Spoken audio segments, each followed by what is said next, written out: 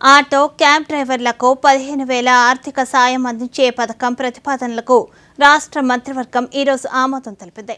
అమరావతి సచివాలయంలో ముఖ్యమంత్రి చంద్రబాబు నాయుడు అధ్యక్షతన జరిగిన రాష్ట్ర మంత్రివర్గం పలు కీలక నిర్ణయాలు తీసుకుంది. మంత్రివర్గ నిర్ణయాలను రాష్ట్ర సమాచార పౌర సంబంధాల శాఖ మంత్రి కొలుసు పార్థసారథి మీడియాకు వెల్లడించారు. అమరావతిలో వివిధ పనుల వేగవంతానికి స్పెషల్ పర్పస్ వెహికల్ ఏర్పాటుకు మంత్రివర్గం ఆమోదం తెలిపిందన్నారు. అమరావతి సహా రాష్ట్ర వ్యాప్తంగా పలు సంస్థలకు భూ కేటాయింపుల ప్రతిపాదనలకు ఆమోదం తెలిపిందని, జలవనరుల శాఖకు సంబంధించి వివిధ పనులకు అనుమతులు ఇచ్చినట్లు తెలిపారు.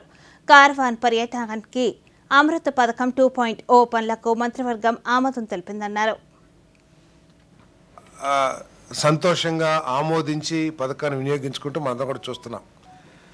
సో దీని మూలంగా ఆటో డ్రైవర్స్కి, ఆటో నడిపే వాళ్ళందరికీ కూడా కొన్ని ఇబ్బందులు తలెత్తుతున్నాయి. వారికి ఏదైతే వారి ప్రొఫెషన్ ఉందో దానికి ఇబ్బంది పడుతుందని చెప్పేసి కొంతమంది ఆటో డ్రైవర్లు, క్యాబ్ డ్రైవర్స్ వీళ్ళందరూ కూడా ముఖ్యమంత్రికి రిప్రజెంటేషన్ చేయటం ద్వారా మరి ముఖ్యమంత్రి గారు వారి సమస్యని కూడా పరిగణలోకి తీసుకుని ఈ ప్రభుత్వం యొక్క లక్ష్యం సాధ్యమైనంత వరకు ప్రభుత్వం చేసే కార్యక్రమాల ద్వారా ఎవరికి నష్టం కలగకూడదు, ఎవరు ఇబ్బంది పడకూడదు అనే లక్ష్యంతో ఏదైతే ఈ ప్రభుత్వం పనిచేస్తుందో దాంట్లో భాగంగా ముఖ్యమంత్రి గారు ఆటో రిక్షా వాళ్ళకి, డ్రైవర్స్కి, మోటార్ క్యాబ్ డ్రైవర్స్కి, మ్యాక్సీ క్యాబ్ డ్రైవర్స్కి 15,000 రూపాయల ఆర్థిక సాయం అందించడానికి జారీ చేయబడింది.